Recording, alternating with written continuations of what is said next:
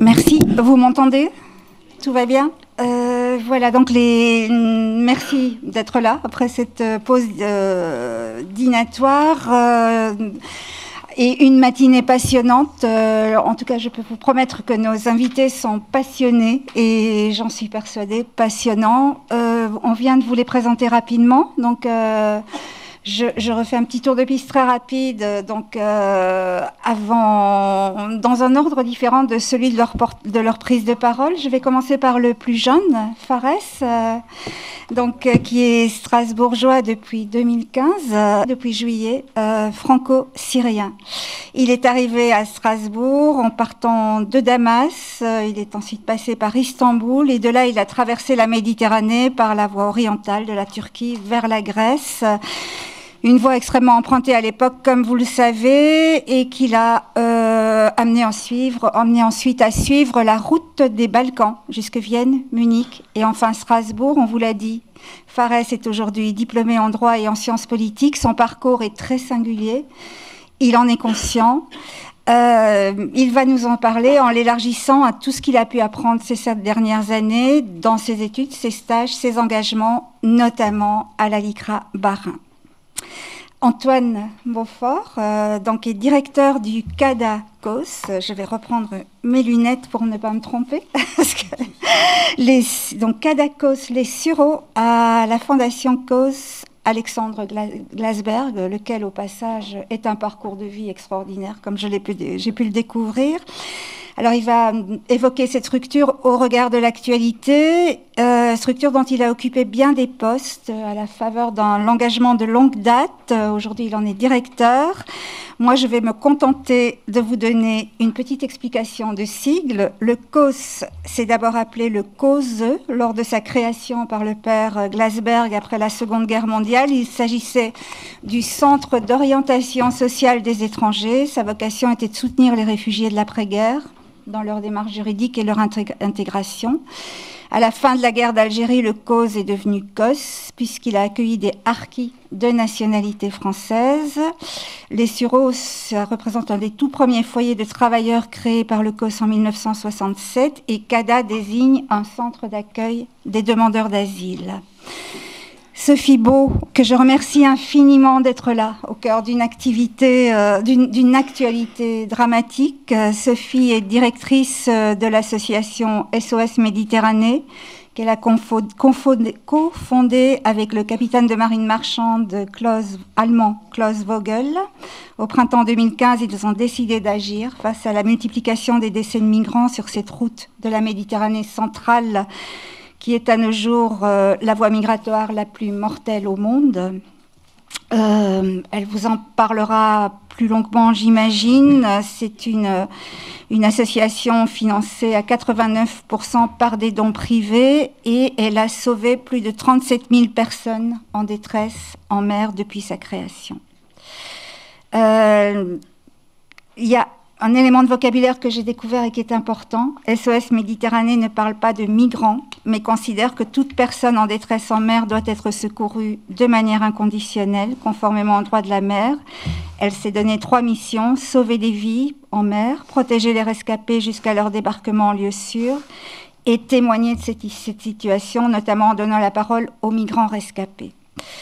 Et Sophie a tenu à entamer, c'est elle qui va prendre la parole en premier, mais elle a voulu d'abord et avant tout donner la parole à Cyril, un jeune migrant camerounais qui évoque l'enfer libyen dans un documentaire sur le navire Aquarius, qui est le premier navire qui a été affrété par SOS Méditerranée avant Ocean Viking.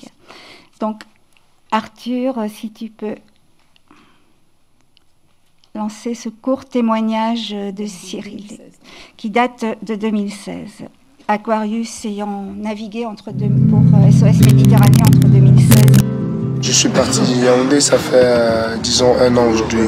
Ça correspond à peu près lorsqu'on a eu des attaques dans le nord du Cameroun par la secte appelée Boko Haram. La première chose qui est hostile pour la traversée de la Libye, c'est d'être chrétien d'abord, premièrement. D'être chrétien d'abord. Deuxièmement, c'est d'être noir. pendant la guerre en Libye, les parents achetaient des armes et donnaient à leurs enfants, n'est-ce pas? Quand les enfants disaient, papa, comment est-ce qu'on va faire pour pouvoir apprendre à tirer nos armes, il dit, mais il y a des noirs qui passent un peu partout dans les rues, vous comprenez? Donc les enfants se forment à tirer des balles et tout ça sur des noirs, ils se forment à torturer sur des noirs et tout ça. Ils utilisent certains blacks parmi nous qui n'ont pas de moyens pour survivre, qui ont perdu la foi, pour torturer les frères. Et il y a aussi des Libyens qui continuent à faire la torture avec ces blagues-là qui parviennent à nous torturer. Donc ces blagues-là, c'est pour faciliter la communication entre nous et tout ça, pour qu'on puisse demander l'argent chez nos parents. Ou vous payez ou vous mourrez. C'est ce qu'on vous dit chaque jour en vous frappant. Chaque jour en vous frappant.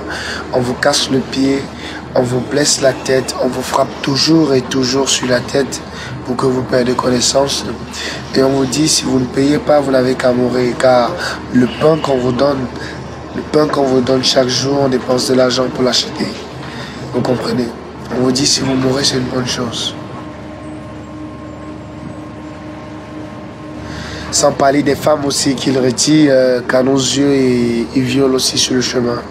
Sans kidnapper même, à nos yeux, juste quelques mètres, on vous tend de lames sur la figure et tout ça. Ils sont peut-être 5 ou 6 et tout ça, et ils passent sur vos femmes à côté de vous. Ils ont non seulement violé des femmes, ils ont aussi violé des hommes. Vous voyez? On vous vide de votre sang, on vous met à mort, on vous crache dessus, vous êtes bafoué déjà par vos droits.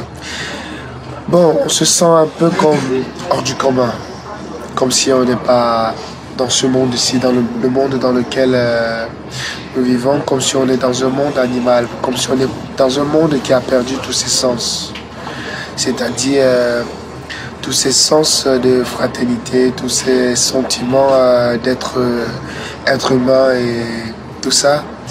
On se dit aussi que l'homme a perdu toutes ses facultés d'être raisonnable, qu'il vit plutôt instinctivement comme un animal.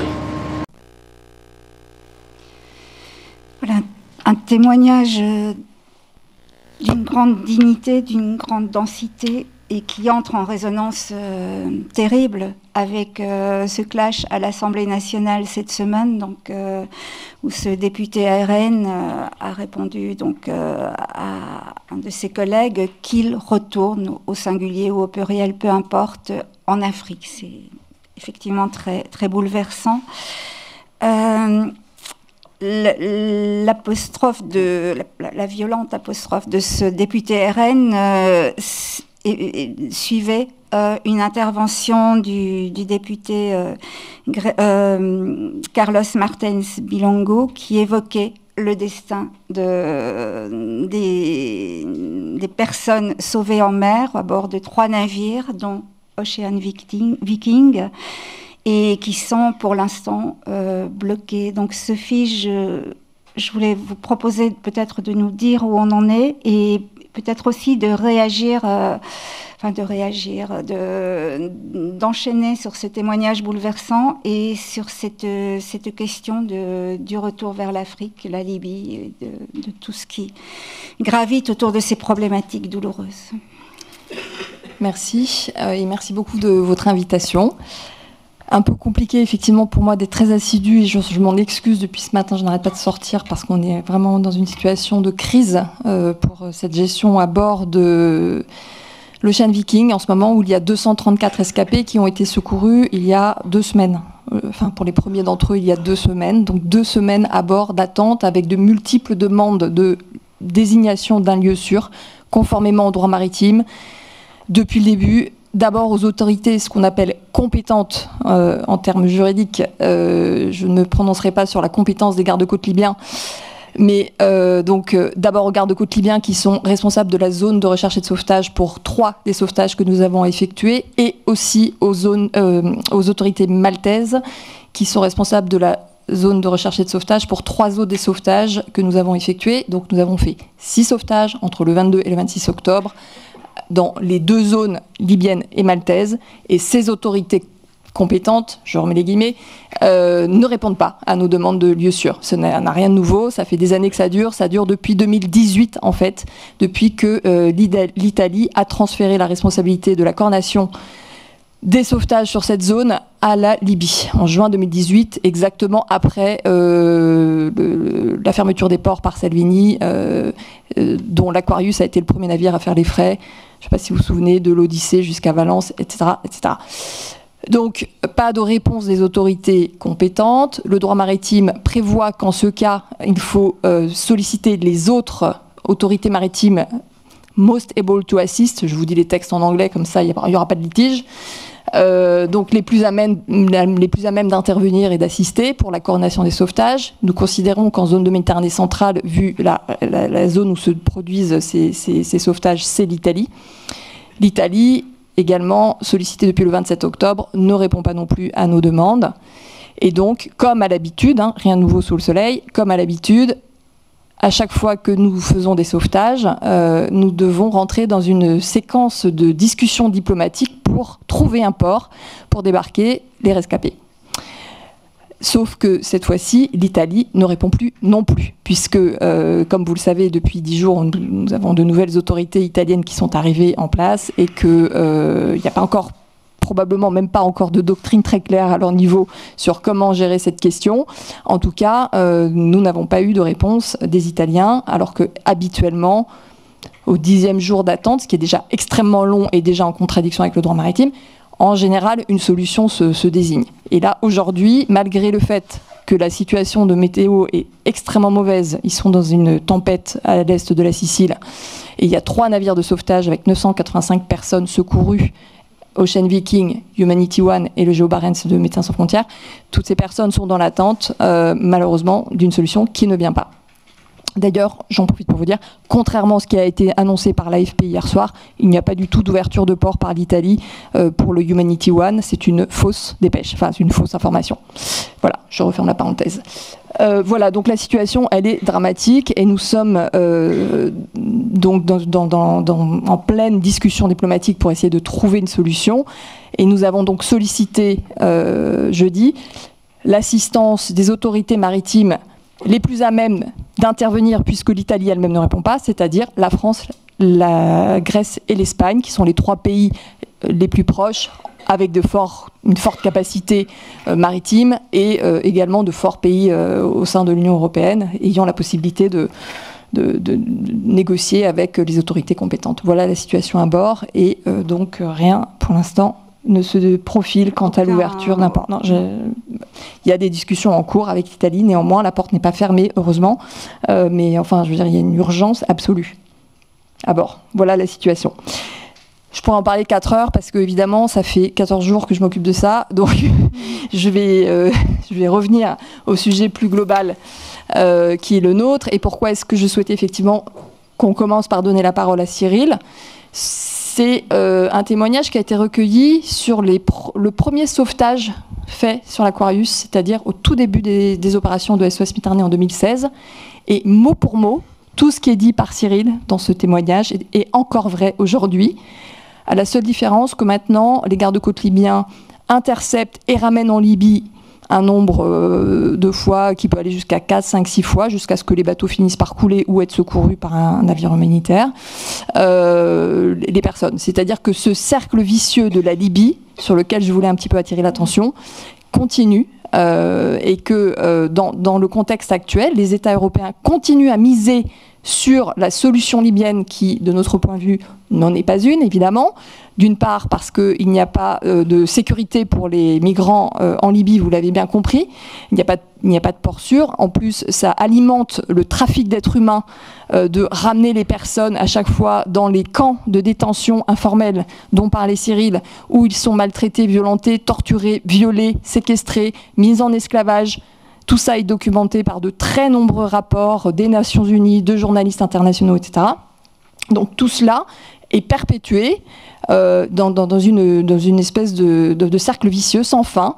Et donc, ça continue, et ça fait 6 ans que SOS Méditerranée est en mer et dénonce cette situation et explique que la Libye ne peut pas être considérée comme un lieu sûr pour débarquer les personnes. Ça, tout le monde le dit d'ailleurs au niveau international. Il y a un consensus là-dessus. Mais malgré tout, on est face à une incohérence totale et un dysfonctionnement total en Méditerranée centrale, qui est donc, je rappelle, la voie maritime et migratoire, même pas maritime, la voie migratoire la plus mortelle au monde. Et on considère encore aujourd'hui que la Libye doit être la solution. Et donc, on transfère au niveau de l'Union européenne des millions pour équiper les gardes-côtes libyens pour cette espèce de course sans fin vers on ne sait pas quoi, en fait. Voilà. Donc, moi, je voulais quand même vraiment attirer l'attention là-dessus, à partir de faits, à partir de témoignages. Et en fait, nous avons 37 000 témoignages qui concordent avec celui que vous avez entendu de Cyril. Ce n'est pas un cas isolé, c'est les témoignages que nous avons recueillis à bord de l'Aquarius et de l'Ocean Viking font état de violations inimaginables qui d'ailleurs ont été qualifiées par le président de la République de crimes contre l'humanité en 2017 lorsque CNN a diffusé un reportage sur l'esclavage en Libye. Tout cela continue et pourtant la seule politique aujourd'hui est seulement d'externaliser les flux et de, soi-disant, équiper les gardes-côtes libyens, former les gardes-côtes libyens. Je vous passe les détails, je pourrais en parler aussi très longtemps, sur comment les gardes-côtes libyens font du, entre guillemets, sauvetage. Nous contestons que c'est du sauvetage, puisque eux-mêmes tirent sur les personnes, etc. etc. Voilà. C'était le premier point. C'est donc pour moi une impasse totale, et que je tenais quand même à souligner dans cette journée. Ça nous ramène à la situation de trou noir qu'est la Méditerranée centrale aujourd'hui, alors même que le droit maritime prévoit des lois extrêmement claires, avec obligation d'assistance pour tout capitaine de navire et, en parallèle, obligation pour les États côtiers d'intervenir pour libérer les capitaines de ces obligations d'assistance. Parce que, bien évidemment, un bateau qui a 20, 50, 100, 200 ou 572, comme c'est le cas du Géo Barents aujourd'hui, rescapé à bord, ne peut pas être considéré comme un lieu sûr pérenne. C'est une situation d'urgence, une situation de transition, et normalement, c'est d'ailleurs le cas quand c'est le Costa Concordia qui fait naufrage, normalement, un port sûr doit être ouvert immédiatement pour les naufragés, pour pouvoir rejoindre un lieu sûr où leur vie est en sécurité. Voilà, donc la situation est absurde et chaotique. Absurde parce qu'on confie la responsabilité de la coordination de ces sauvetages à un pays qui est en faillite, la Libye, dans lequel il n'y a pas de processus de paix sérieux, soyons raisonnables, on voit ce qui se passe à chaque fois avec les conflits et les reports des élections, etc. etc., etc. Donc il n'y a absolument pas d'État en tant que tel, d'autorité étatique réelle, encore moins qui aurait une influence quelconque sur un corps de garde-côtes libyen qui en fait est en collusion avec les passeurs, avec les réseaux de traite humaine. Donc ça aussi c'est connu, détaillé, documenté, et il y a d'ailleurs des sanctions de l'ONU qui ont été dirigées vers certains de ces responsables de garde-côtes qui sont des trafiquants notoires. Ça n'empêche pas la Libye de décorer la même personne, encore il y a 2 semaines, et de faire des cérémonies de remise de diplôme à ce monsieur. Voilà, donc voilà avec qui on discute en Méditerranée pour gérer la question des flux migratoires et externaliser cette question pour empêcher que ces personnes arrivent en Europe. Excusez-moi, je suis un petit peu remontée, comme vous le comprendrez. Sans compter que... Mais c'est extrêmement, en fait, insupportable, cynique, illégal, inhumain et inefficace également, par ailleurs, car cela ne fait que se perpétuer. Voilà. Donc je suis très en colère, effectivement, face à cette situation. Tous, je pense, votre indignation, d'autant plus que cette problématique des passeurs, quand on entend certains politiques en France, c'est ce qu'on vous reproche, quelque part, d'être complice et d'être quasi des passeurs vous-même, ce qui est quand même une monstruosité intellectuelle, morale et humaine absolument terrible. Je voulais juste rappeler, donc la mission de SOS Méditerranée, c'est de sauver des vies en mer, de trouver d'obtenir l'autorisation de débarquer dans un lieu sûr. Et ensuite, on en parlait hier soir, mission accomplie d'une certaine façon, si ce n'est qu'il y a cette démarche de témoignage.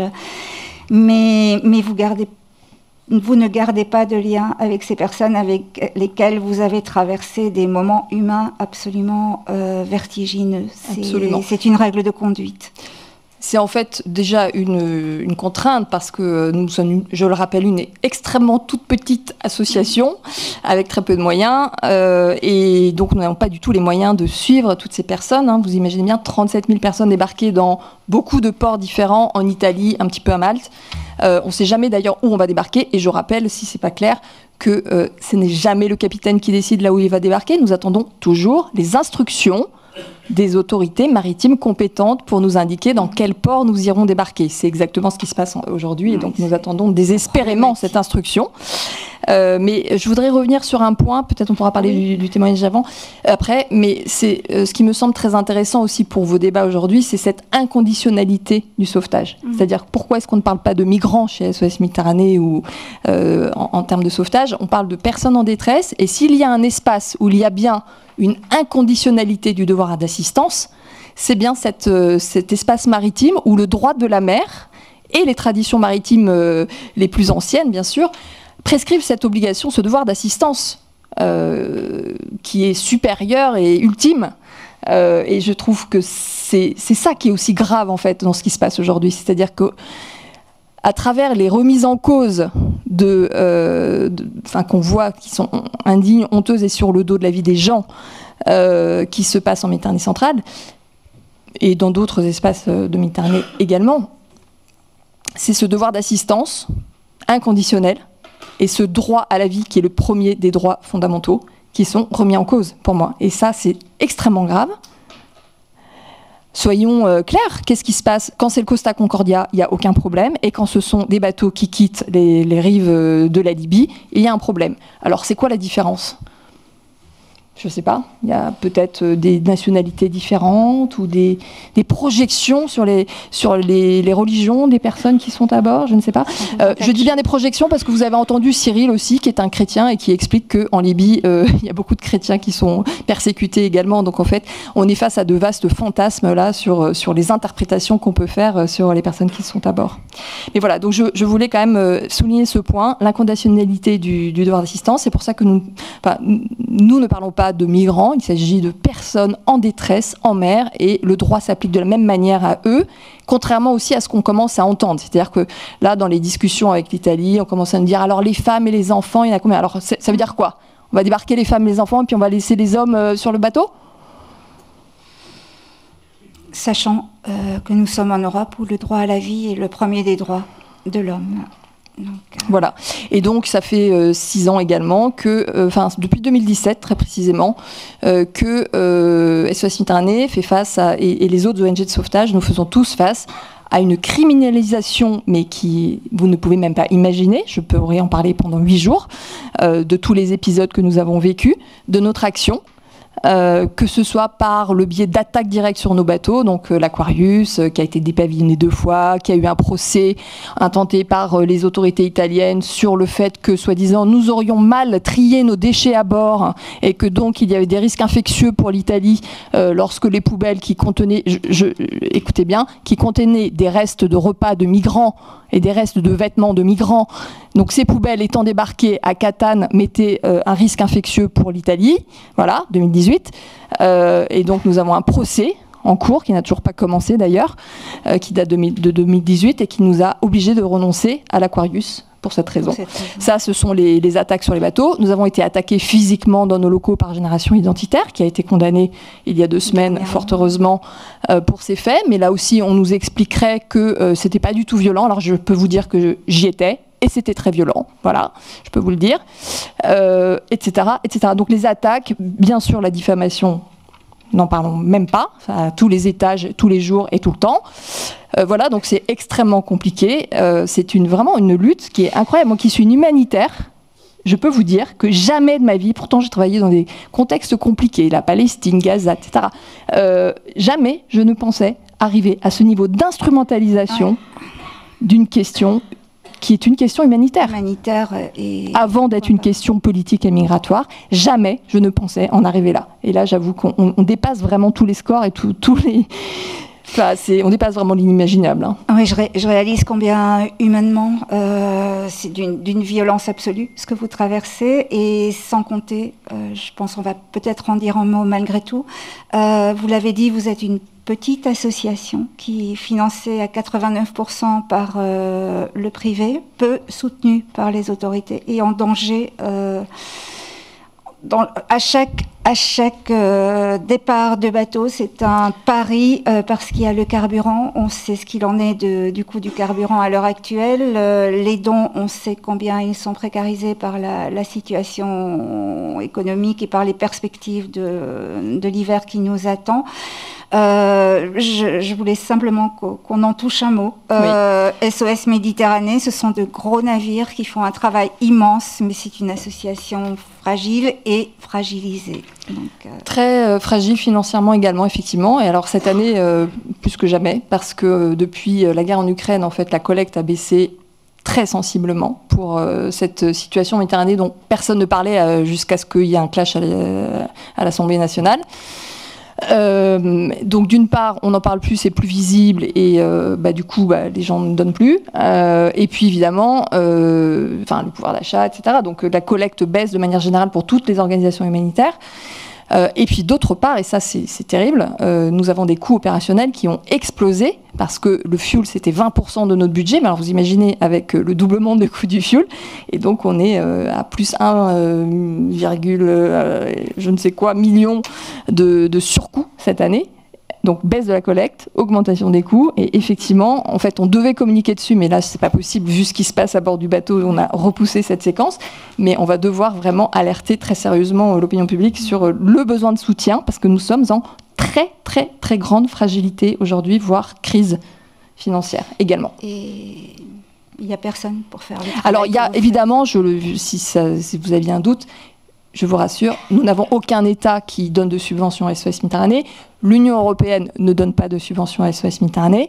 Et donc, les seuls dons publics, les seules subventions publiques que nous avons proviennent de 88 collectivités territoriales que je salue, dont la ville de Strasbourg, dont l'Eurométropole, mais 88 sur le territoire qui, au total, mises bout à bout, nous ont permis, par exemple, en 2021, de constituer 1 million d'euros de subventions. Merci. Sophie, on vous écouterait encore longuement et j'imagine...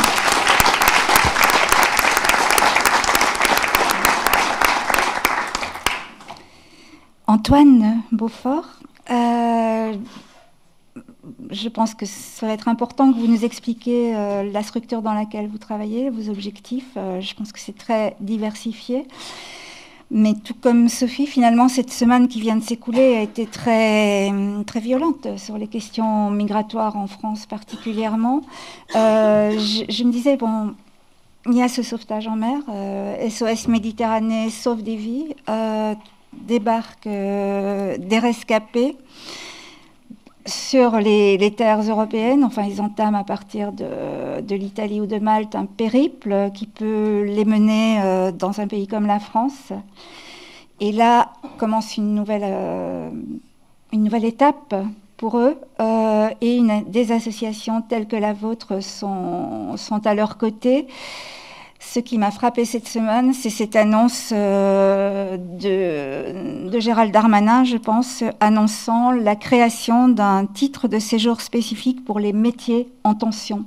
La problématique de l'emploi est une de celles que vous traitez, donc voilà. Donc c'était un peu là-dessus que j'aurais voulu vous proposer de rebondir.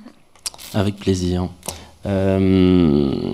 Déjà, je vous remercie pour l'invitation. Et puis, il y a vraiment un lien avec ce qu'on vient d'entendre entre les missions de mon centre et effectivement la première étape qui est absolument horrible pour les personnes qui traversent les mers et les océans pour arriver chez nous. J'ai beaucoup aimé déjà l'inconditionnalité de l'assistance parce que dans l'aide sociale et dans mon centre, l'inconditionnalité de l'accueil, elle prévaut sur beaucoup de choses. Et pour reprendre les propos de notre fondateur Alexandre Glasberg, dont je vous invite d'ailleurs à parler très rapidement, mais je vous invite vraiment à regarder parce que c'est fascinant. Il a un parcours absolument incroyable, digne de l'abbé Pierre, et en fait il est tellement peu connu et son parcours est tellement peu connu que ça mériterait des heures et des heures aussi sur son parcours de vie et son histoire. Je vais vous reprendre quand on a été créé donc le centre d'accueil de demandeurs d'asile, qui s'appelait pas comme ça à l'époque évidemment, en 1967. Donc un des plus anciens, on l'a dit tout à l'heure. L'agrément, c'était pour recevoir, en vue de leur hébergement, les bénéficiaires de l'aide sociale rentrant dans les catégories suivantes: les ex-détenus étrangers, les indigents sortant d'établissements hospitaliers et les vagabonds estimés aptes à un reclassement. Donc c'est pour vous dire en fait que j'aime bien reprendre cette phrase parce que ça remet un peu aussi l'évolution que l'on a connue sur l'aide sociale et ce qu'on pouvait aussi apporter en termes d'accompagnement et d'aide à différents publics dits en précarité. Mon centre, c'est un centre qui peut accueillir 140 demandeurs d'asile. Donc un CADA, pour faire très rapidement l'explication, un CADA, ça se positionne après qu'une personne ait souhaité, soit en procédure de demande d'asile. Donc il est passé avant par les services de l'État via un guichet unique et ensuite via une plateforme pour pouvoir déclarer qu'il est en demande d'asile, si je peux vulgariser un peu les choses. Ensuite, il envoie sa demande d'asile auprès de l'OFPRA, qui sera étudiée. Je vais y revenir après. Après, soit effectivement, il y a un certain nombre de conditions qui lui sont accordées par l'État, en tout cas en France, ce qui s'appelle les conditions matérielles d'accueil, donc qui sont à la fois l'aide pour les demandeurs d'asile. C'est pareil, on entend beaucoup de choses autour de cette aide financière, mais qui est absolument, qui n'est pas énorme. Donc il faut aussi remettre un peu les choses dans leurs proportions. Également, on doit leur faire une proposition d'hébergement. Et c'est là que j'interviens avec le centre et mes équipes. Donc c'est un centre qui peut accueillir 140 personnes. J'ai la particularité comme centre d'avoir aussi un centre d'hébergement et de réinsertion sociale en même temps, ce qui fait que je peux accueillir 212 personnes en vrai. J'ai beaucoup d'enfants, beaucoup d'enfants. La majorité de mon public sont des familles monoparentales et aussi évidemment des personnes isolées, donc sans enfants. Ce qui ne veut pas dire qu'ils n'ont pas de famille, évidemment, au pays. Notre objectif, c'est à la fois de les héberger, mais aussi de les accompagner dans leur procédure de demande d'asile, pour aussi, on va dire, les accompagner sur la connaissance de leurs droits et qu'ils puissent les mettre, les faire valoir auprès des différents services de l'État notamment, mais aussi les aider à comprendre ce qu'est la procédure de demande d'asile, qui est une procédure très particulière et très cernée par le droit. Nous, on a souhaité organiser les choses de façon assez pragmatique dans mon centre, c'est-à-dire que on considère qu'il faut déjà des travailleurs sociaux pour faire les demandes de base, c'est-à-dire la protection sociale notamment, et puis une couverture aussi de santé, qui est quand même dans les droits les premiers à obtenir, en tout cas à garantir en étant sur le territoire français. Ensuite, vient une complexité un peu plus qui est un peu plus forte sur les particularités du public, c'est-à-dire qu'on va chercher à aussi rendre la dignité aux gens, à travers notre établissement. Et c'est là où c'est plus compliqué, parce que, on l'a entendu tout à l'heure, il y a eu un parcours avant qui a été extrêmement compliqué. Donc ça demande beaucoup de temps, et le temps on ne l'a pas forcément.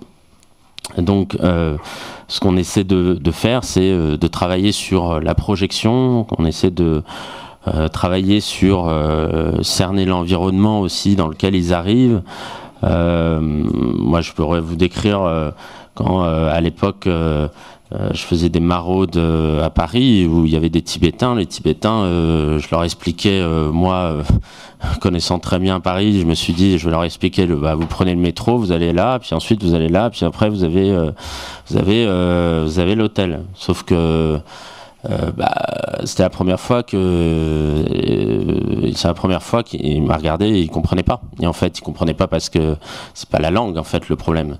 C'était simplement que le métro, voilà. Et donc il a fallu que je réexplique. Et donc en fait, il faut se mettre sans arrêt à la place de l'autre personne qui n'a pas forcément les mêmes connaissances que vous.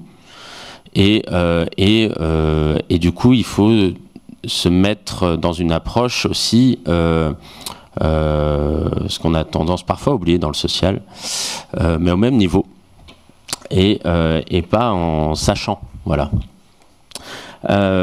Donc on a construit les choses à travers effectivement cet accompagnement de base sur la procédure d'asile, et ensuite on a aussi les personnes qui deviennent évidemment réfugiés, et des personnes qui sont déboutées malheureusement du droit d'asile.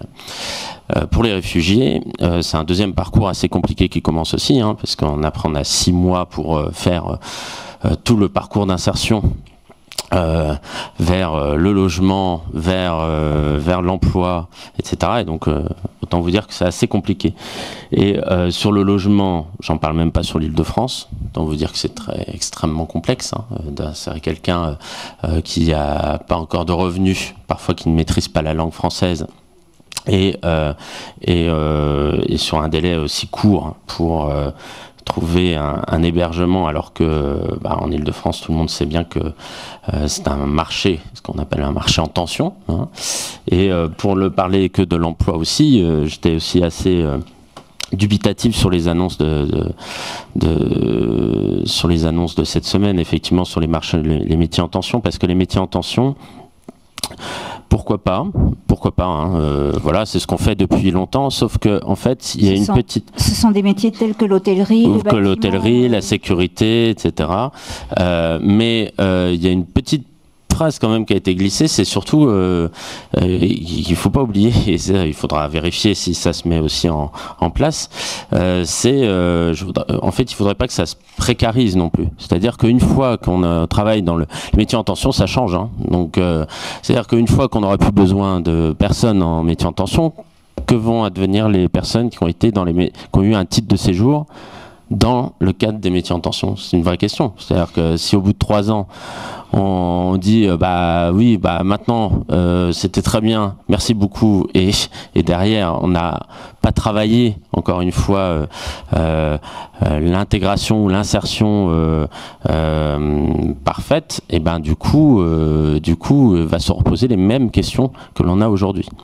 Oui, de ce que j'ai entendu, c'est qu'effectivement, notamment le ministre du Travail a dit c'est pas parce qu'on a exercé pendant X années un métier en tension que ça donne droit à quoi que ce soit par la suite. Et grosse question aussi, la question du regroupement familial, qui me semble-t-il le regroupement familial, c'est un peu le marronnier dont on parle tout le temps, mais qui représente tellement. Déjà, c'est un des droits. Je pense que c'est un des droits fondamentaux. Enfin, je veux dire, qui peut penser qu'on veut pas faire venir sa famille qui est à l'autre bout du monde. Voilà, ça, c'est déjà, on peut commencer par ça. Et la deuxième chose, c'est que ça représente quasiment rien. Ça représente quasiment rien parce que contrairement à ce qu'il dit aussi, je connais pas une seule personne, moi, qui est réfugiée dans mon centre ou dans les centres que j'ai dirigés, qui voulait pas travailler. Tous voulaient travailler parce que c'est une sorte aussi de condition de dignité. Hein, voilà, ils exerçaient, les personnes qui arrivent ici exerçaient déjà une activité dans les pays d'origine. Donc on fait comme si ils arrivaient pour prendre le travail, mais enfin ça reste quelque chose qui me surprend toujours comme débat public, parce que c'est pas là où est le sujet. La deuxième chose, nous on va utiliser là avec une autre association une méthode sur la détection sur les compétences. En fait, on va plus partir effectivement uniquement de personnes qui vont se former, avoir une formation, etc. Mais aussi, il y a des gens qui savent faire plein de choses, qui savaient les faire dans leur pays, et du coup, il y a de la transférabilité des compétences des gens d'un pays vers le pays où ils sont maintenant. Et donc c'est de ça dont il faut se servir. Et il y a des gens, par exemple, qui étaient dans l'artisanat, et on peut très bien aussi ils peuvent très bien exercer leur métier ici, dans l'artisanat aussi. Et un ingénieur, parce que aussi ça c'est une croyance assez forte, on pense que on récupère des gens qui ne travaillaient pas, ou alors qui travaillaient dans des métiers très précaires. Mais moi j'ai eu des pilotes de ligne, j'ai eu des ingénieurs, j'ai eu plein de gens qui ont eu énormément à apporter ici, et en termes de compétences, parfois des métiers où on ne trouve pas, effectivement. Ouais. Voilà. Et on est à Strasbourg, donc je glisse nos institutions. Je pense que le Conseil de l'Europe travaille beaucoup sur ces questions de l'équivalence des diplômes et de la reconnaissance des diplômes des migrants, et que c'est une question absolument centrale et qui relève aussi, je pense, de la dignité humaine du migrant. Donc, qui je suis, ce que j'ai appris, ce que je suis capable de faire est reconnu. Donc je pense que c'est une notion très, très fondamentale. Complètement, ça ramène la personne, vous avez raison, sur ce qu'elle est. Et en fait, il y a pas longtemps, il y a 2 semaines, il y a quelqu'un qui est parti du centre qui a trouvé un appartement. Donc très bien. Parcours de réussite, vraiment parfait. Et en fait, il nous a dit, moi je m'y attendais pas, parce que bon, je suis directeur, donc je suis dans les bureaux, etc. Mais je vois pas tout le temps les gens. Et en fait, il a voulu me voir à tout prix. Et puis il est venu me voir, il m'a dit, en fait, j'étais plus rien quand je suis arrivé. Et ben là, je retrouve un petit peu de ce que je suis et ce que j'étais. Et donc ça c'est pour ça que le témoignage, c'est vraiment, il y a un lien direct, voilà.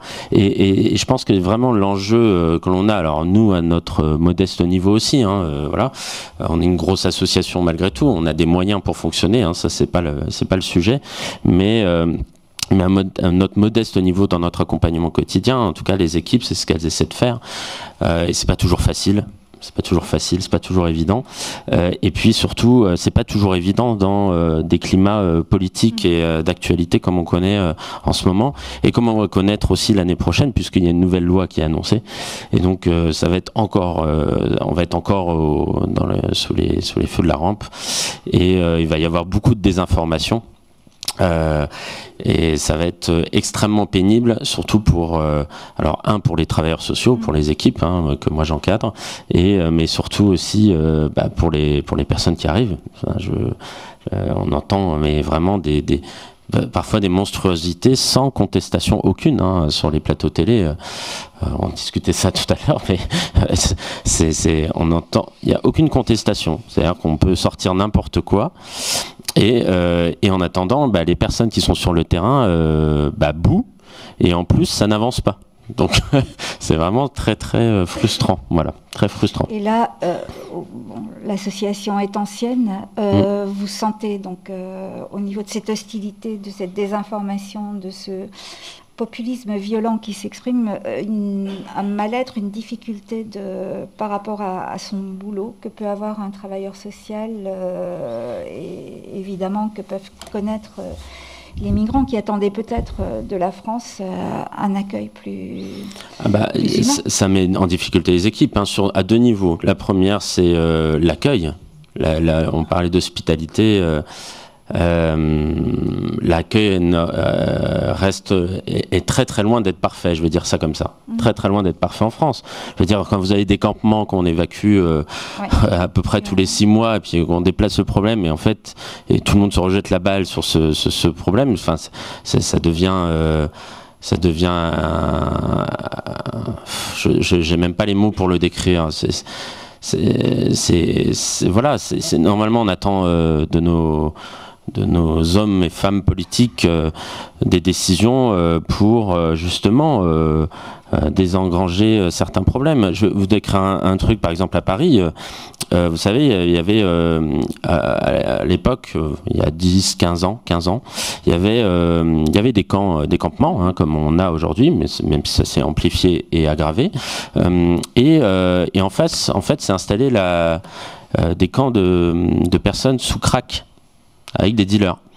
Et en fait, il y a eu des mélanges en fait entre les deux camps, parce que les dealers donnaient la première dose de crack gratuite. Donc en fait, après vous vous retrouvez avec un problème qui prend une ampleur énorme. C'est-à-dire vous avez non seulement des gens en précarité déjà, parce qu'ils sont sans domicile, en plus pas informés sur leur demande d'asile, et après sous stupéfiants. Donc on a cette problématique. Ensuite, vous avez aussi la problématique de la prise en charge de la santé mentale.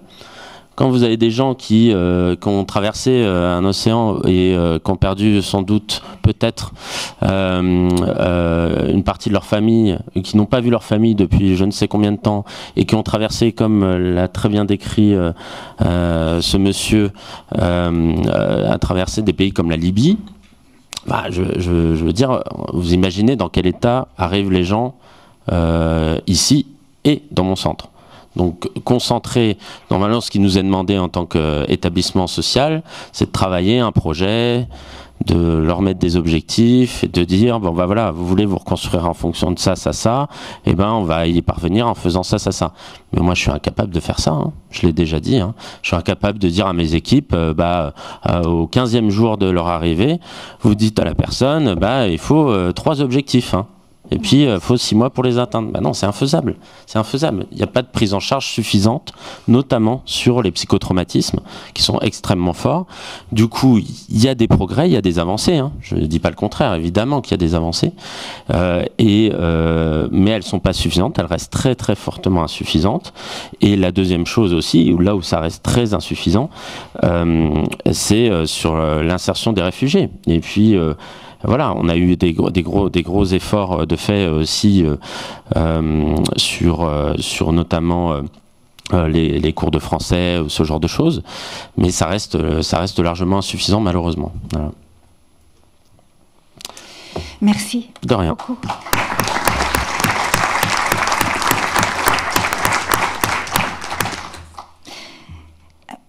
Fares Nalaoui, donc on se connaît depuis 2015, c'est tout un parcours, depuis Damas et puis à Strasbourg.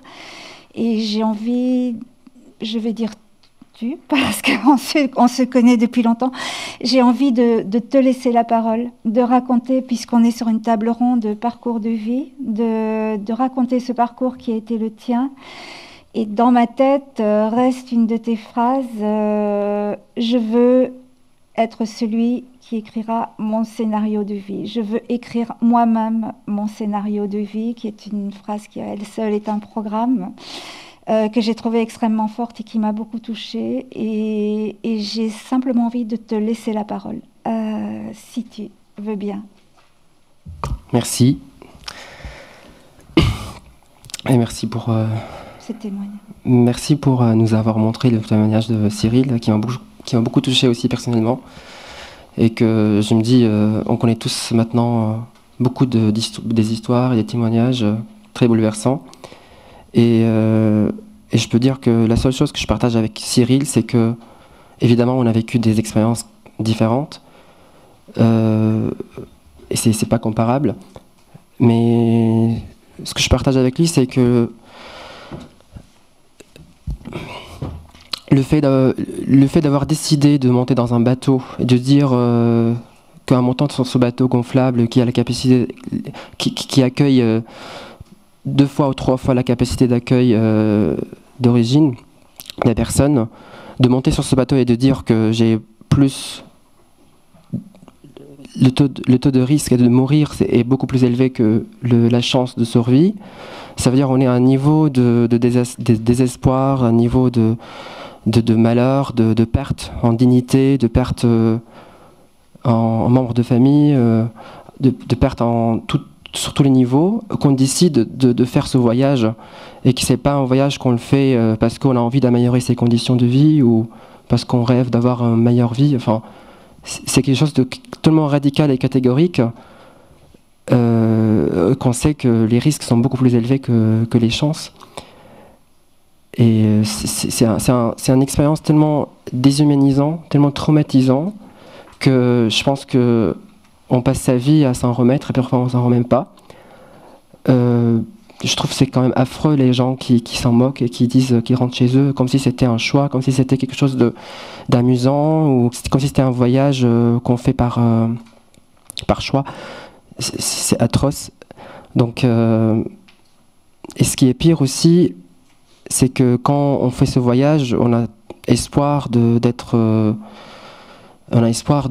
s'en finir avec cette humiliation, ce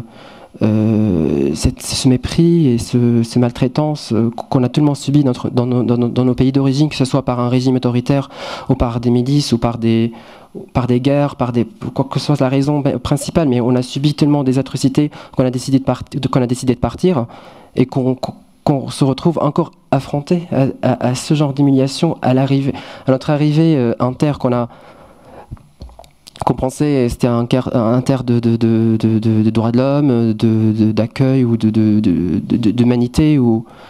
Donc voilà, donc je trouve ça... Voilà, c'est atroce comment C'est vrai que quand on a discuté il y a quelques semaines, enfin peut-être même un an, une des choses qui m'avait frappée aussi, c'est que tu étais dans le fait de te demander quand tu pourrais retourner en Grèce. Quand tu te serais... J'avais l'impression que c'était comme si tu attendais d'être réinvesti de toi-même et d'un avenir pour être capable de retourner sur ces côtes où tu as accosté. Oui, parce que comme j'ai dit, c'était tellement humiliant. Le fait d'arriver sur un bateau avec 60 personnes, sur un bateau qui est censé accueillir 20 personnes, et de percer son bateau gonflable 100 mètres ou 200 mètres avant d'arriver sur les plages pour ne pas être renvoyé.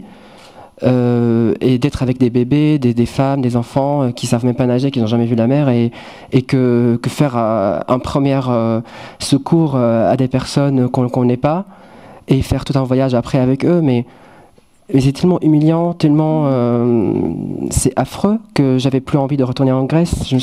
J'ai dit je retournerai plus jamais avant d'avoir la nationalité française, et avant d'avoir comme si de restaurer ma dignité, restaurer mon humanité, enfin plutôt ma dignité, parce que je sens tellement c'est tellement déshumanisant, et c'est encore pire ce qui va se passer après. Ça c'est le premier accueil, c'est comme ça qu'on perce le bateau, et puis après l'accostage, et ensuite il y a la traversée, la route des Balkans, et puis les frontières. Alors moi j'ai eu de la chance, je suis arrivé en 2015 à une période où il y avait la politique des frontières ouvertes, donc c'était pour quelques mois, donc j'ai eu de la chance quand même, mais malgré tout ça, malgré cette politique de porte ouverte, mais quand même il y avait les frontières à traverser à chaque fois, parce que les pays de Balkans c'est pas des frontières ouvertes, c'est pas des Schengen, et du coup à chaque fois il faut marcher, il faut traverser, il faut discuter avec les gardes frontières, il faut subir les humiliations, et on ne sait pas à quoi s'attendre, on ne sait pas quel niveau d'humiliation ça va, à quoi on va être confronté, et le plus on avance, le pire c'est. La Macédoine, et puis la Serbie, et puis la Croatie. Comment on est traité en Croatie, par exemple, il nous faut dans un camp sur les frontières, alors il y a un passage vers l'Autriche, mais ils ont décidé de nous garder dans un camp où on est traité comme des porcs. On dort dans des tents avec nos excréments. C'était vraiment tellement déshumanisant. On est en plein corps de l'Europe quand même. Enfin, la Croatie, c'est quand même l'Union européenne, voilà, et Et pareil, enfin, il y a tellement de choses à dire que... Je pense aussi tu as beaucoup de choses à dire et à raconter, et c'est toujours très, très impressionnant quand voilà, et du coup, c'était pas que la Grèce, mais tous les pays Balkans, je ne me suis pas retourné depuis, parce que pour moi, c'est un trauma, c'est un traumatisme ultime de ces pays, et même maintenant, si je retourne, je ne sais pas quelle sera ma réaction, mais... Et encore, ça finit pas à l'arrivée à sa destination, parce que moi, j'avais une destination claire de venir en France, parce que j'avais l'ambition de faire mes études en France, mais évidemment, c'était pas la meilleure destination pour un réfugié, vu les conditions d'accueil en France, vu comment j'ai été accueilli. Enfin, il n'y avait rien quand je suis arrivé à Strasbourg, il n'y avait aucun structure d'accueil, les centres d'accueil étaient saturés, il n'accueillait que des familles. Moi, il me disait, tu dors dans la rue. Heureusement, j'ai eu de la chance d'avoir rencontré Isabelle, une dame française que je l'ai rencontrée en Grèce, qui m'a accueilli chez elle à Strasbourg pendant 3 mois, gratuitement. Si c'était pas le cas, je serais resté dans la rue et je serais même pas resté en France. Et à l'arrivée à Strasbourg, l'université a été... Oui, alors ça c'est une autre question que j'aimerais aborder, c'est que évidemment, même à la préfecture, alors que l'Allemagne ou l'Autriche, tous les pays de l'UE qui respectent en tout cas leur engagement, à chaque fois ils interpellaient des réfugiés, ils ramenaient des réfugiés pour qu'ils les enregistrent, alors qu'en France, nous, en tant que réfugiés, en tant que demandeurs d'asile, on allait tous les jours à la préfecture pour donner les empreintes, ils refusaient. Pendant 3 semaines, j'ai su aller à la préfecture pendant 3 semaines, tous les matins à 7h du matin, pour qu'on soit enregistré sur la liste. Et si un jour je ne me présente pas, ils vont railler mon nom. Donc ça c'est encore la procédure d'humiliation, et ça veut dire que partez, en fait, on veut pas de vous. Donc ça veut dire que les demandeurs d'asile qui dorment vraiment dans la rue, ils n'ont pas tenu 3 semaines ou 1 mois dans cette condition. Donc ils sont allés en Allemagne ou en Autriche ou aux Pays-Bas, voilà. Et c'était le but. Comme madame a dit que l'Allemagne était prévue d'accueillir 800 000, et finalement ils ont accueilli 1 million. La France a accueilli même pas 35 000. C'était vrai, parce qu'il n'y avait pas de structure, enfin il n'y avait pas de politique d'accueil en tout cas. Et après, ce qui a très bien marché pour moi, c'est que de 1, j'étais jeune, de 2, je parlais un peu anglais, je parlais un peu français, donc ça m'a beaucoup aidé. Français, ouais, c'est quand même un élément important. Et de 3, c'est évidemment le fait que l'université de Strasbourg a décidé d'accueillir les demandeurs d'asile syriens, même avant d'avoir leur statut de réfugié. Donc, ce que j'ai fait, je me suis tout de suite inscrit à l'université en tant que demandeur d'asile encore. Donc, parce que le statut de réfugié, ça peut durer entre 8 mois ou 2 ans d'avoir son statut de réfugié, donc c'est pas du tout...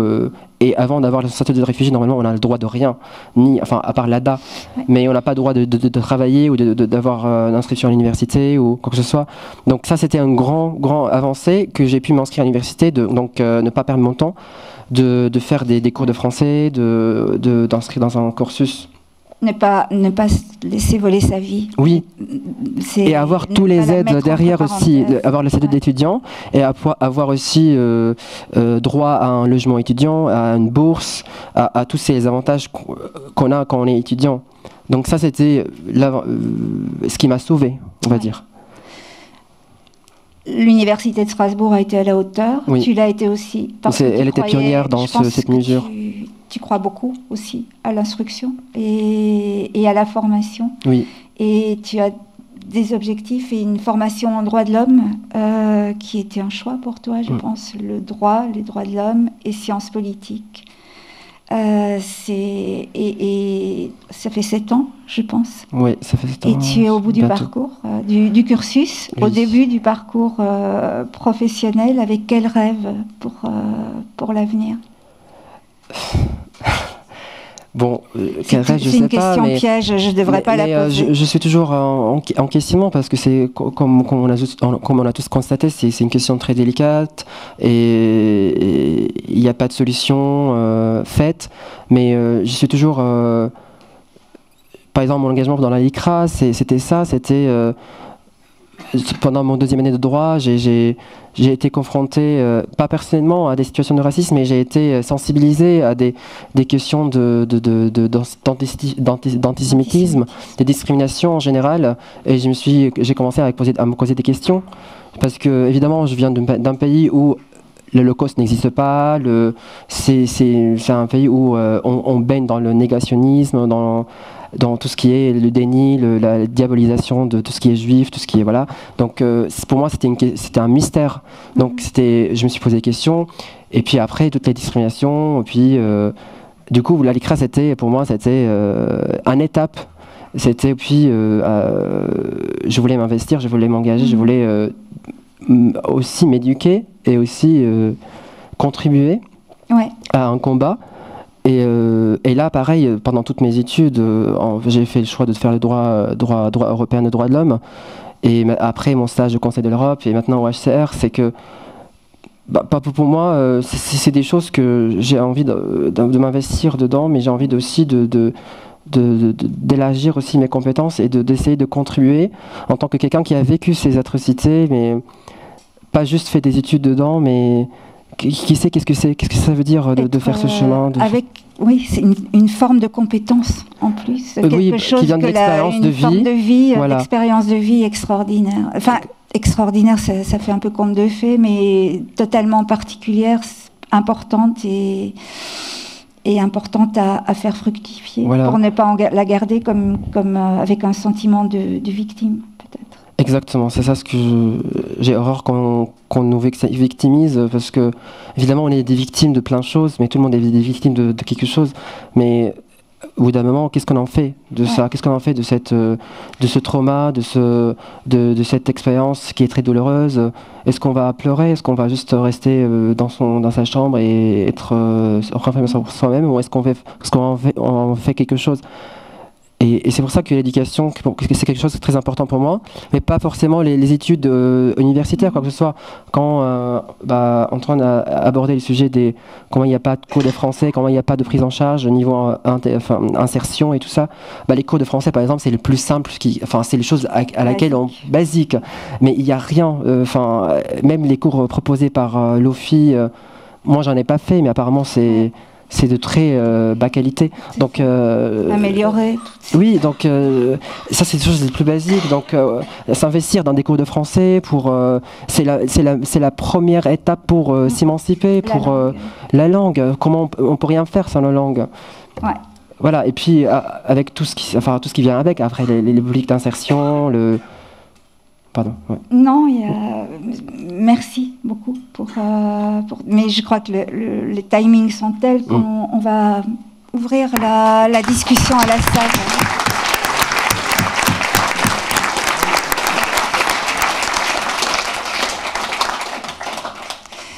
Alors, l'un de vous souhaite-t-il se manifester ou souhaite-t-elle? Ah, monsieur, voilà.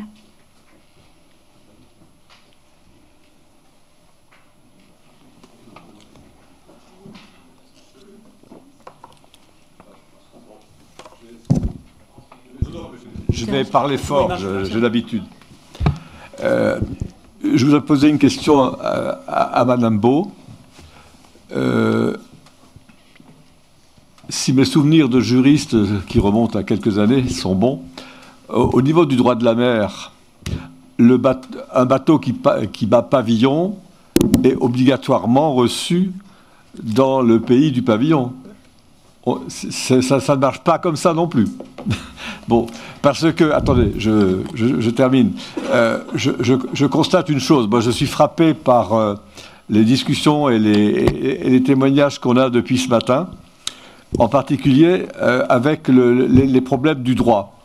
Et je me rends compte que ce qu'on a entendu à la première table ronde ce matin, avec les problèmes de catégories de personnes entre les demandeurs d'asile, les réfugiés économiques, etc., et les catégories de réglementation et de législation avec les droits premiers, les droits seconds, et on n'a pas parlé des droits à propos de l'environnement, par rapport aux militants que je suis et que nous pouvons être.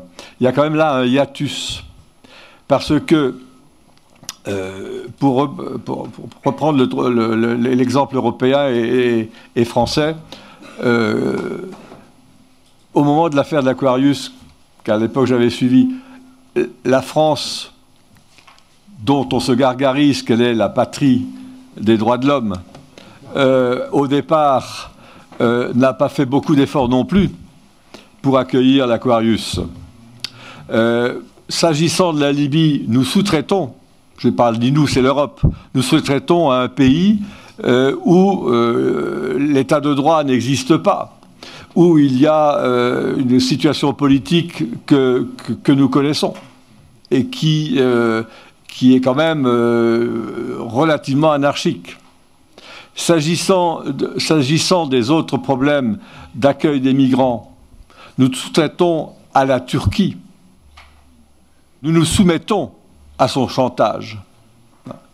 Quand, à la Manche, nous nous couchons, carrément la France se couche devant le Royaume-Uni avec les accords du Touquet, ce qui nous vaut en plus les sarcasmes de la presse britannique et des hommes politiques britanniques, mais c'est une situation pour des militants des droits de l'homme intolérable. Alors, est-ce que nous sommes là avec ce qui se passe en Méditerranée et ce qui se passe dans la Manche?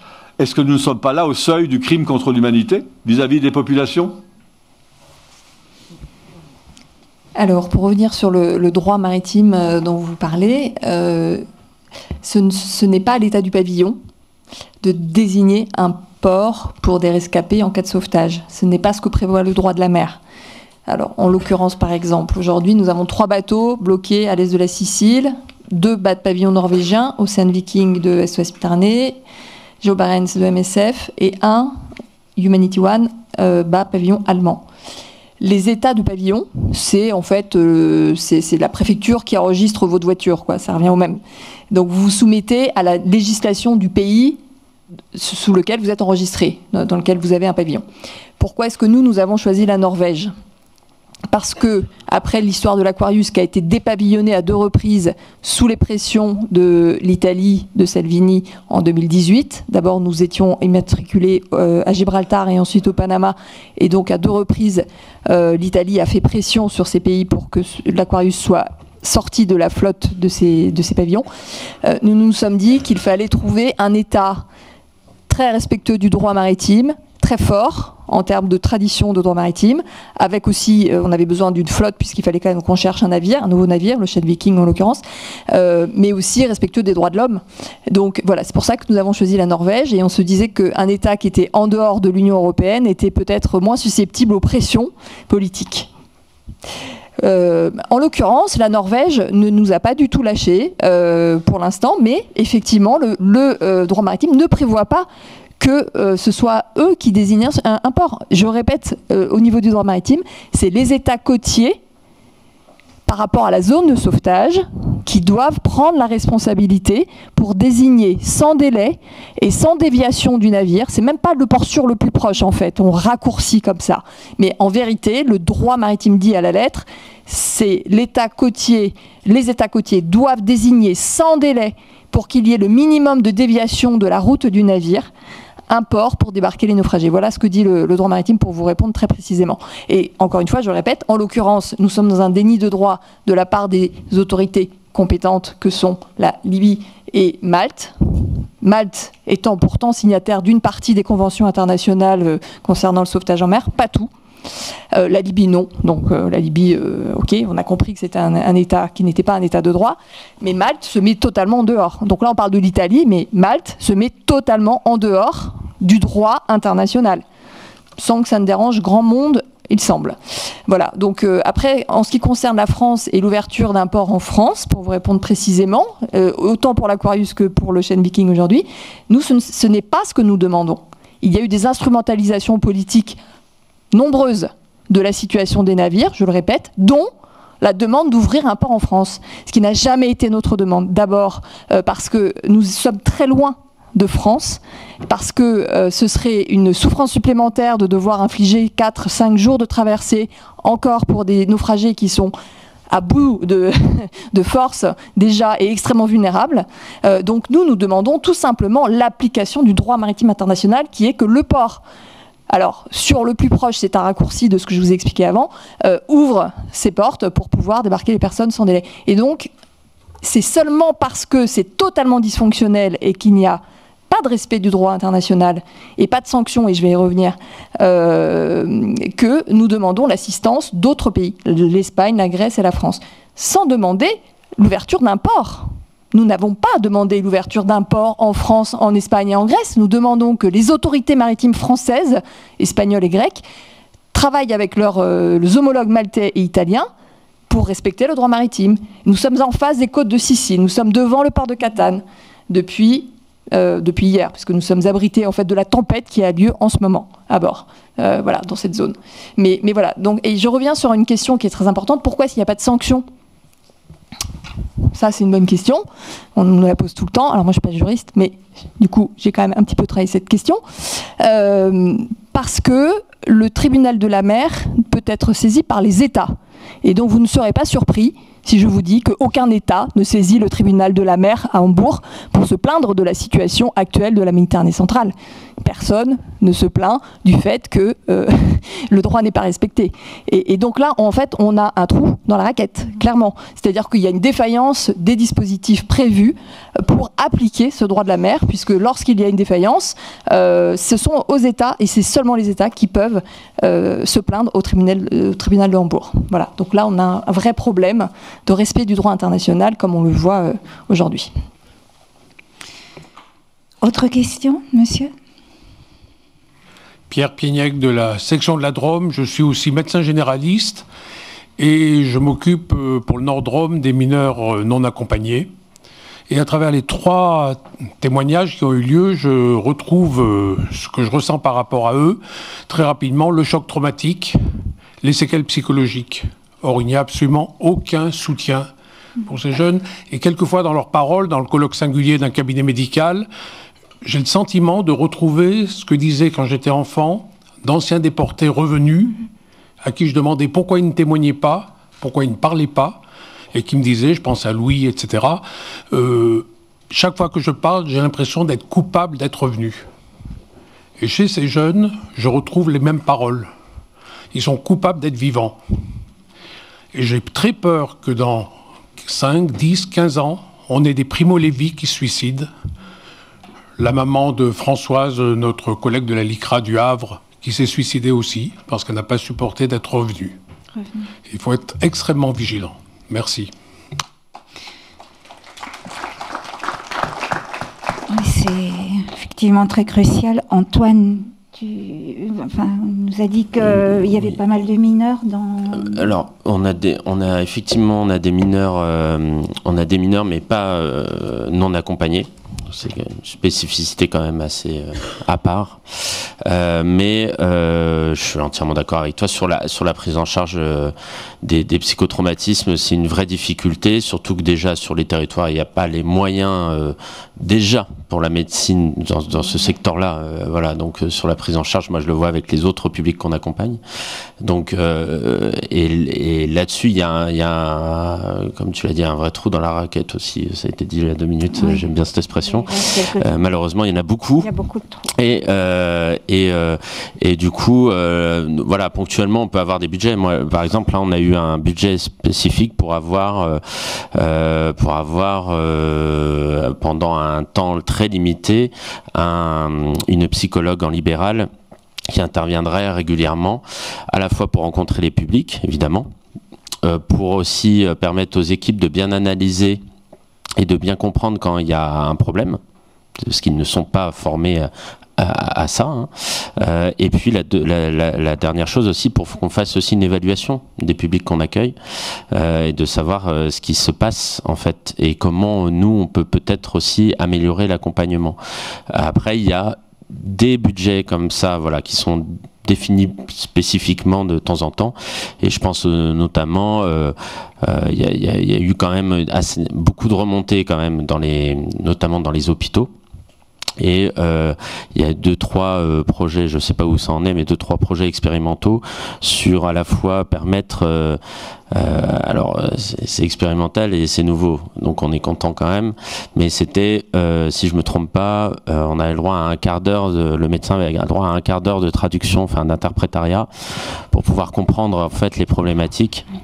Mais vous vous doutez bien que ce sera largement insuffisant pour comprendre et faire un vrai suivi, un vrai accompagnement qui est indispensable. Voilà. Sophie me dit qu'effectivement elle a des choses à ajouter. Oui, enfin juste, il y a quand même aussi des associations spécialisées, le COMED, l'association Osiris à Marseille, qui font un travail extraordinaire, hein, mais qui ont des files actives extrêmement, qui sont bloquées, et avec beaucoup de travail sur l'interprétariat aussi.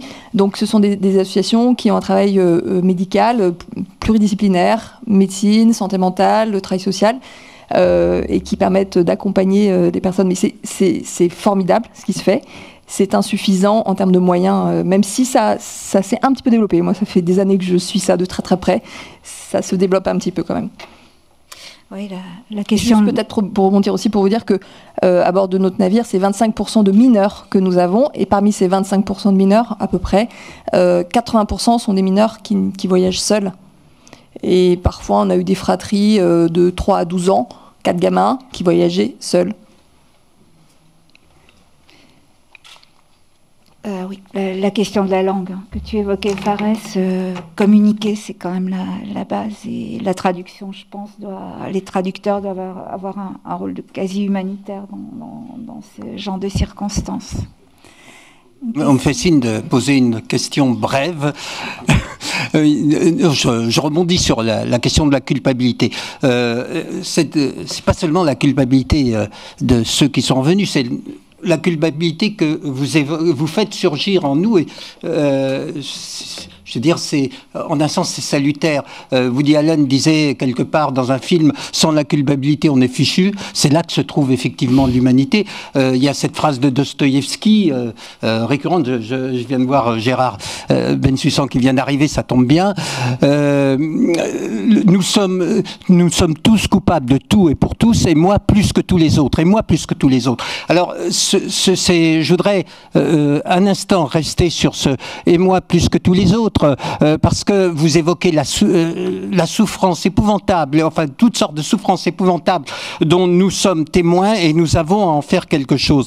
Alors, la tentation, quand même, la tentation qui renvoie à cette dialectique dont on parlait ce matin entre l'inconditionnalité et la conditionnalité et la condition, la tentation, ce serait de renvoyer cette culpabilité à d'autres, c'est-à-dire à l'État, à tout ce que représente l'État. Et tout à l'heure, on a fait référence en sa présence, qui est quand même un peu rude, à l'OFI et au directeur de l'OFI. C'est quand même un peu sévère. Et on a pris des exemples qui, dans cette assemblée, ne vont pas de soi, quand même, des exemples du drame absolu de l'humanité, comme effectivement Gaza ou la Palestine. Et là, nous sommes tous, les uns et les autres, je pense, la plupart d'entre nous, à considérer que c'est plus compliqué, qu'il faudrait prendre le temps d'introduire, que je parlais de la dialectique entre l'incondition et la conditionnalité, eh bien, introduire les étapes de la conditionnalité pour pouvoir donner sens à cette inconditionnalité que nous requérons et que vous requérez à juste titre. On a parlé aussi de l'abbé Pierre, qui, pour la LICRA, n'est pas un exemple absolu d'intégrité. Voilà, je veux dire que la tentation, je termine là, la mauvaise tentation, c'est au lieu de prendre la culpabilité pour soi, c'est de la rejeter sur d'autres. Merci pour cette intervention. Et finalement, il y a une bonne question qui pourrait un peu, je crois qu'on est un peu serré par le temps. Non, mais je vais rebondir sur votre magnifique intervention pour finalement, effectivement, le but de notre table ronde n'était pas de culpabiliser, certainement pas, mais par contre la question que pouvons-nous faire est une question magnifique à laquelle vous pouvez peut-être répondre de manière brève et nous lancer dans une dynamique. Faire, c'est aussi un regard, c'est un tas de choses. Donc, quelques mots de conclusion, Sophie ? Ah oui, alors moi je me sens très, très en phase avec cette intervention, parce que la question de l'intervention de SOS Méditerranée sur la défaillance des États, c'est exactement le sujet qui vient d'être évoqué par monsieur, qui n'écoute pas, je crois. C'est pas grave. Mais donc, pourquoi est-ce que nous avons créé une association citoyenne de sauvetage en mer? C'est bien parce qu'il y avait une défaillance des États, et parce que, par exemple, moi, en tant qu'humanitaire, je me sentais extrêmement morveuse, pour tout vous dire, qu'au bout de 15 ans de drame humanitaire majeur en Méditerranée, rien ne se passe.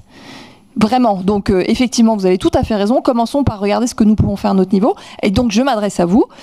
Vous avez ici la référente de SOS Méditerranée à Strasbourg qui attend que vous veniez vous engager pour être bénévole auprès de cette antenne magnifique. Voilà ce que vous pouvez faire. Vous pouvez continuer le combat pour sensibiliser les scolaires, les assemblées vénérables, le grand public, etc. Il y a tout un champ très important pour vous investir aux côtés de nos équipes de bénévoles.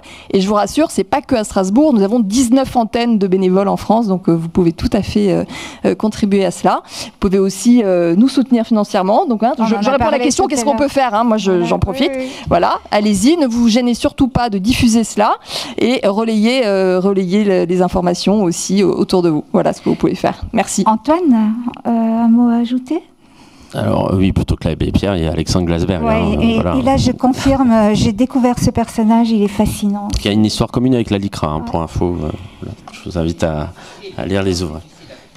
Oui. Oui, qu'est-ce qu'on peut faire? Je me la suis posée en fait en préparant la table ronde. C'est marrant. Enfin, je me suis dit effectivement, nous on intervient voilà, en tant que professionnel. Alors, je ne vais pas faire dans l'originalité là pour ma première idée, mais nous aussi on a besoin de bénévoles parce que on intervient évidemment, la LICRA aussi évidemment, mais de fait on intervient en tant que professionnel et dans le cadre de nos missions, mais il y a tellement de champs qu'on ne peut pas occuper, ou en tout cas sur lesquels on ne peut pas intervenir. On parlait des cours de français tout à l'heure, mais il n'y a pas que ça, hein. Il y a aussi, on organise aussi des ateliers de valorisation des personnes. On fait aussi, je pense à Duo pour demain que fait France Terre d'Asile, pour ne pas les citer, qui est une sorte de parrainage. Pendant 6 mois avec entre un réfugié et une autre personne pour aider dans les démarches et tout ce qu'on ne peut pas faire nous effectivement sur certains champs.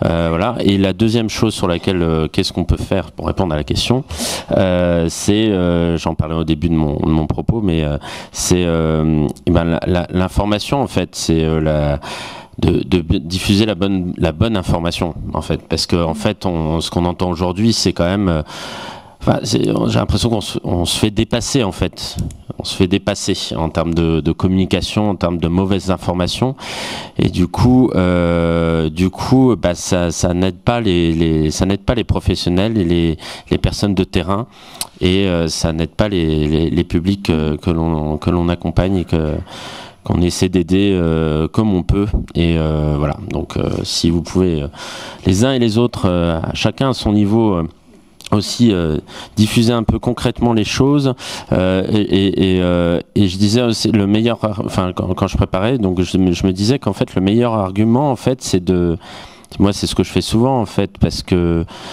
les personnes on va dire un peu assujetties à la xénophobie vont vite avoir beaucoup d'idées reçues, beaucoup de choses comme ça. Mais quand on décrit les choses et la réalité des choses, les gens sont intelligents, hein.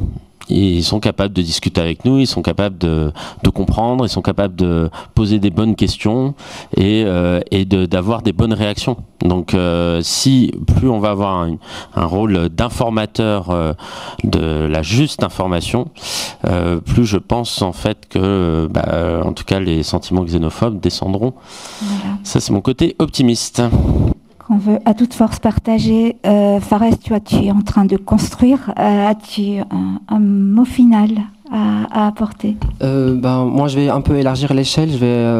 Moi, je suis très européen, donc comme je suis néo-français maintenant, donc je crois bien à l'Europe et je crois bien que la solution est européenne. Comme c'est un phénomène qui touche tout le continent, même le monde entier, mais surtout là, on parle de quelque chose qui touche l'Europe. Donc, moi, je crois bien qu'il faut plus d'efforts au niveau de l'Union européenne, et du coup, ça avance en ce moment au niveau du Conseil, de la Commission et du Parlement, le pacte de migration. Du coup, voilà, Ouais, je te rejoins sur le fait qu'il faut élargir le regard, effectivement, à l'Union européenne, et que l'Union européenne regarde plus loin, c'est-à-dire envisage le moyen et le long terme, alors que les pays sont braqués sur le court terme à cause de leurs élections. Je vous remercie beaucoup. Oui. Oui, un petit mot, excusez-moi, je voulais pas trop prendre la parole, mais ça me démange depuis tout à l'heure, alors je la prends. Surtout parce que, Fares, vous avez évoqué votre croyance dans l'espace européen et dans les législations européennes, moi aussi j'y crois, et vous avez évoqué cette expression tous les uns les autres qui vaut ce qu'elle vaut, mais quelque part là elle dit beaucoup sur les trous dans la raquette. Je peux pas m'empêcher de penser dans tous vos témoignages qui sont très importants, parce que ce qu'on fait là, c'est important. Ça fait 2 fois que la LICRA avance sur ce sujet depuis la Convention d'avril, et il y a vos témoignages aujourd'hui, et on se rend compte que c'est déjà, qu'est-ce qu'on peut faire? C'est une grande action. Ce qu'on peut faire, c'est effectivement porter la bonne parole, le bon récit, le bon discours, la bonne analyse. Et Antoine Beaufort, on en avait déjà parlé, c'est ce que tu fais là. Et je me suis rendu compte, en recoupant tous vos témoignages, surtout vous, Sophie, quand vous parlez de... On n'est pas des experts du droit maritime ni des pavillons, hein. C'est pas le sujet, mais on se rend compte que ces rescapés là sur vos bateaux, principalement vous avez des blocages, et l'espace maritime méditerranéen, vous parliez de Malte et de l'Italie. Est-ce qu'il n'y a pas une surpression sur certains pays européens, et on connaît ces législations Dublin, parce que c'est ça le sujet en réalité. Le premier pays qui traite la demande d'asile, c'est le pays où on arrive. Ces pays ne veulent pas vous ouvrir leurs espaces parce qu'ils ne veulent pas avoir à assumer seuls la charge des demandeurs d'asile. Ce qu'on fait là aujourd'hui, c'est prêcher la bonne parole, porter la bonne parole là où il faut. Là où il faut, c'est une répartition équitable entre tous les pays d'Europe pour qu'on respecte nos obligations d'humanité.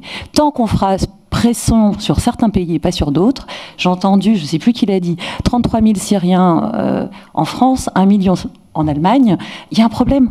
Voilà. Et si on nomme mal les choses, on n'arrivera pas à les réparer. Voilà, je voulais juste faire cette réflexion parce que ça me démangeait. Oui, on est... Rapidement.